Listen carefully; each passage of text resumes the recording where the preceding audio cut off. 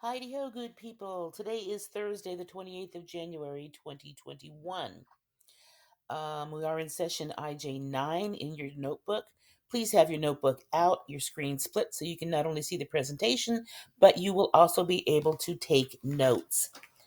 Today, we're going to talk about actually writing your story. Finally, up until this point, we've done notes, we've done leads, and today we actually get to write. So your I can statement is I can craft my writing by including allusions and analogies. Now, you've been studying allusions and analogies for several years in school now. If you do not know what they are, I expect you to research them. I have included a quick video that I found on YouTube. I don't think it's more than 2 minutes long. That'll tell you basically what they are. Once you read or hear this, I think you're going to go, oh, yeah, I get that.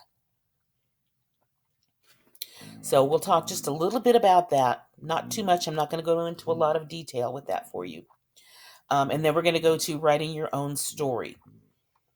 That will be in evidence of learning today. And of course, finish your Greek and Latin activity. It's due by Friday. Don't forget, your 2 iReady lessons are also due by Friday. You need to pass 2 lessons. And I am taking a grade on it this week.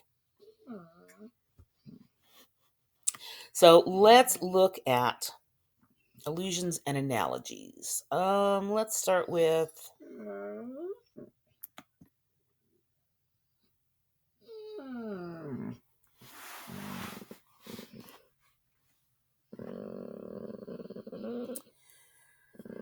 right here. And I'm in student view so that I know that we're both seeing the same thing.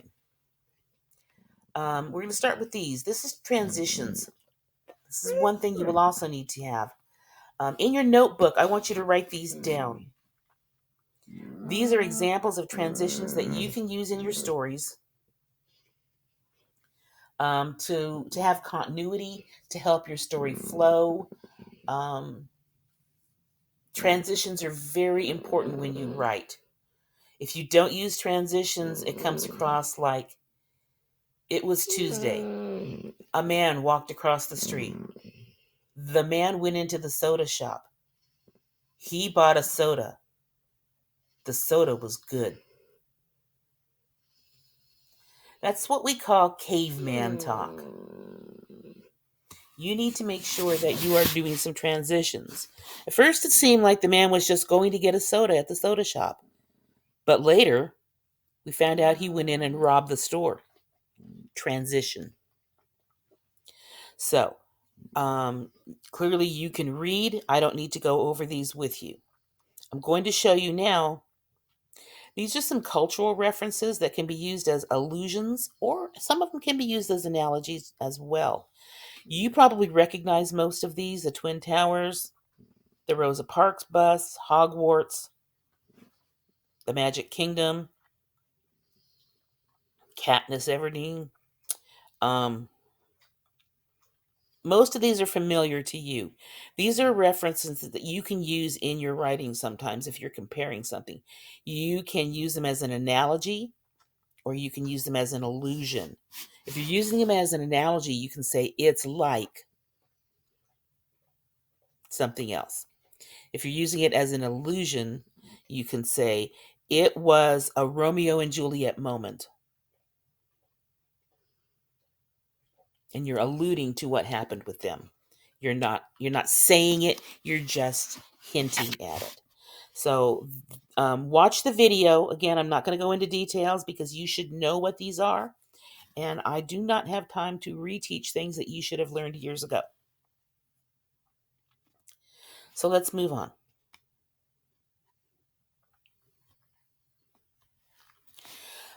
You will be coming up soon on a deadline, and I will let you know in advance when that is, when I will need your finished story. The first time you write your story, it's not finished. You need to go back and edit it, check it, rewrite things, have other people look at it, say, what do you think of this? They might make suggestions for you. You might want to make some changes. There's a lot that goes on. But you should have this checklist in your notebook already. I've been giving you these as we go along. If you don't have all of these things in your notebook, you probably ought to put them there. These are things that the journalist should be doing. Find the drama, close observation, the 5 W's, objective tone. So important, objective tone. Do not say, I wish, I want, I hope. Nobody cares about that. Be a little suggestive, be provocative. So go through these and make sure you're doing these things in your stories. Again, not going to go through them all. You can read. This is published.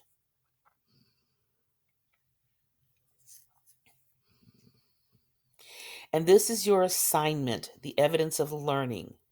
Today, I want you to submit what you write today. You should be able to get the first part of your story done, a couple of paragraphs maybe. And that's what you're going to turn in. You don't have to have the story finished. That's not what I'm looking for. I'm looking for the beginning of your story. You already have your lead. You wrote those 5 leads. You're going to choose one, and that's what you run with. Then look at your notes and the facts that you gathered and just expand on those things. And I'm going to show you how to do that. So you're going to hit submit assignment. Oh, I'm sorry. Let me go back here. It says download your piece as a PDF. So you're going to write it in a Google Doc. So I have a Google Doc here. You're going to write it in there, and then you will save it. So like if this is my story, I'm going to copy what I have written, even though it's not my entire story. That's not what I need to turn in. So I'm going to copy it, and I'm going to paste it into what is right now an untitled document. Now, as 8th graders, you should know, and I can't believe I even have to say this. Oh, let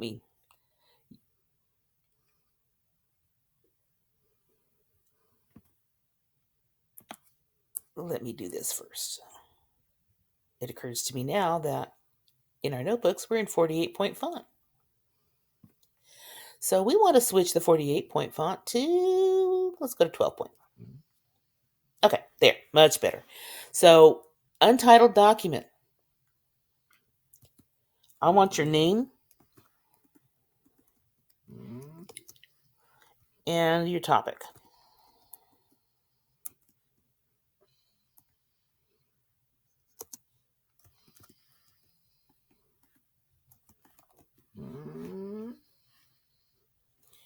And then what I want you to do, because as you know, on your Chromebooks, you cannot print, correct? But if you go to the printer,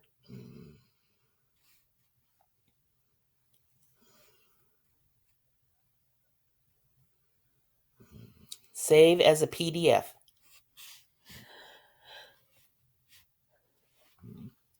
And then click save. Now you have something you'll be able to upload. Okay, there's what it's called, Skivofilakas Animal Shelters. It's in my Google Docs as a PDF. Save it.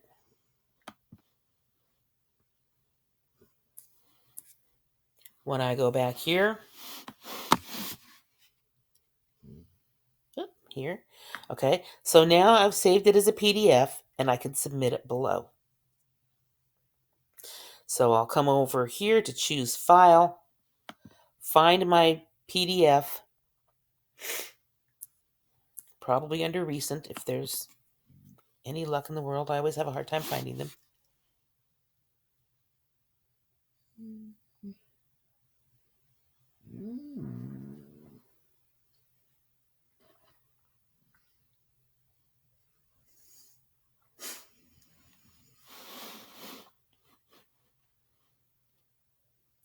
Okay, and there it is.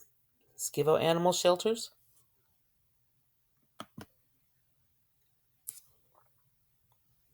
And there it is. And then I would hit Submit Assignment. That's all there is to it. That needs to be done by Friday. Okay, so let's go back. here. I want you to look at this story.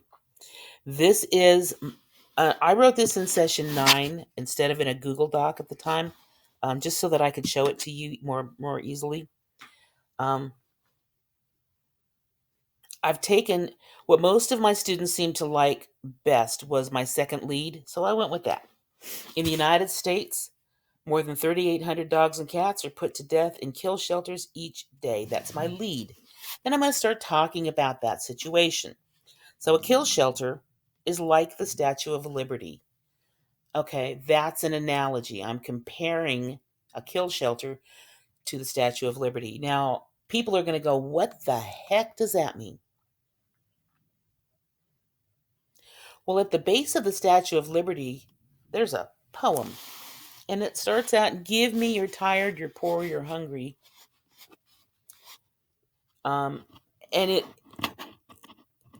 talks about the fact that we as a country accept everyone who wants to be free. Well, a kill shelter is sort of like that, and I'm going to explain it. A kill shelter is like the Statue of Liberty. They welcome all animals under any conditions. Now, I could say a lot more about that, but I'm not going to right now.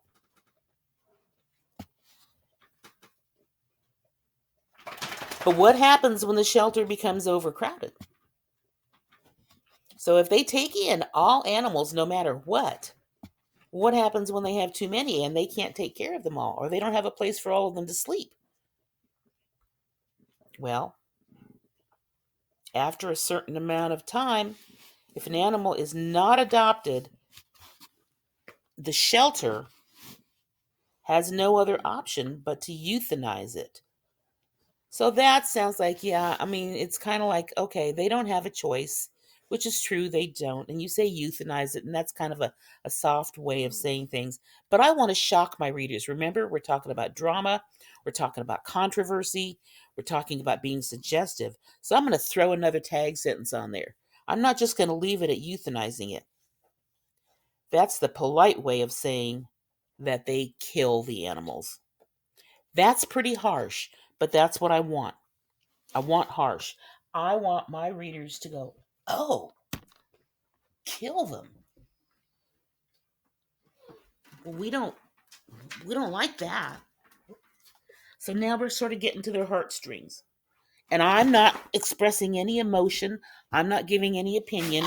I'm just stating a fact. So then I'm going to go on and say, pet adoption is a great way to alleviate the overflow at these shelters. So now I'm going to talk about the pet adoption. The cost of it is less than $100, which is hundreds less than buying a designer pet. And when you rescue an animal, you not only save a life, but you find a new best friend. So I'm putting in the facts that I had in session 7. Remember, in session 7, I wrote down some pieces of information that I wanted to include in my story. So now I'm using those in my story. What I want to show you very quickly before I go is the wrong way.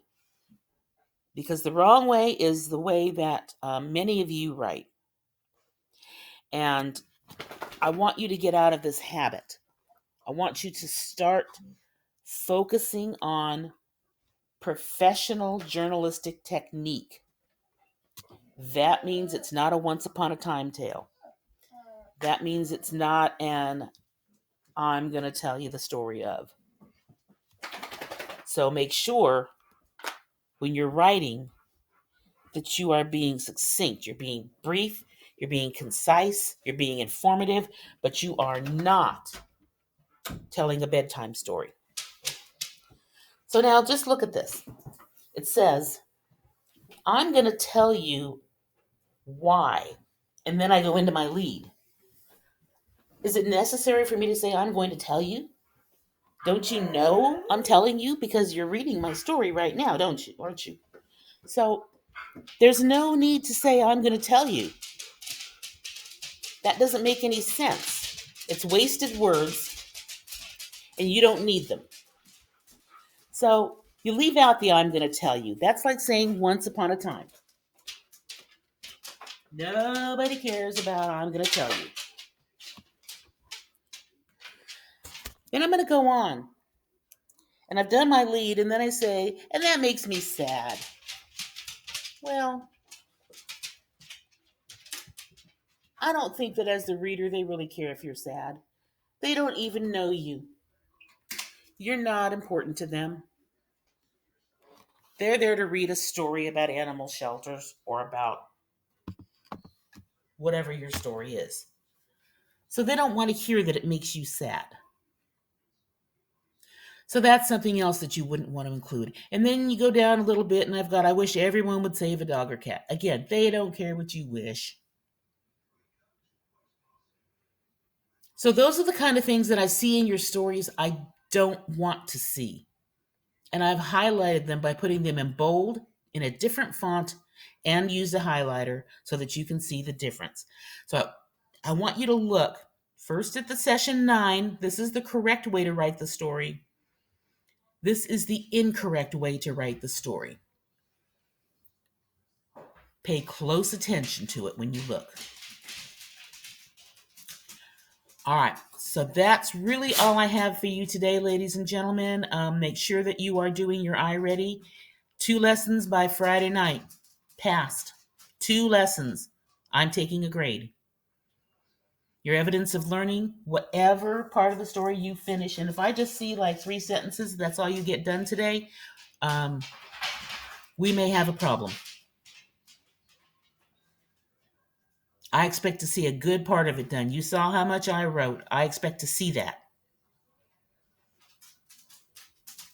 And if you have not finished your Greek and Latin activity for this week, make sure you get that done. Watch the quick illusion video. It will help you. It will refresh your memory. These are all things that you already know, but they will remind you. And hopefully I will see you all in class. We're getting more students coming to class. I appreciate that. Thank you for those of you who are attending. For those of you who are not, every time you don't come to class, I'm marking you absent. 12 absences in a year could mean that you get held back.